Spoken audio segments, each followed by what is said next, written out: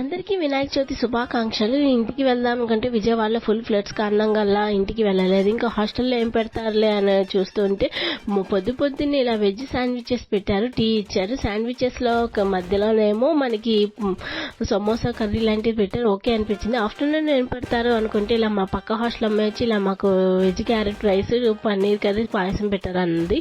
వీళ్ళకి ఎలా పెడితే ఇంకా మనకేం పెడతారా అని ఆలోచిస్తుంటే ఓకే పర్లేదు, రవ్వ కేసరి, పాయసము, పులిహోర, చపాతి, మీల్ మేకర్ కర్రీ, టమాటా కర్రీ పెట్టారు. అంత అనిపించలేదు.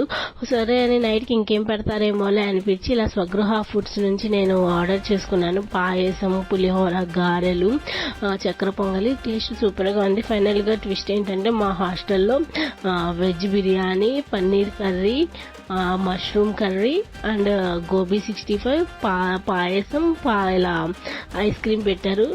అనుకున్నది ఒకటి అయింది, ఒకటి ఓకే పర్లేదు అనిపించింది.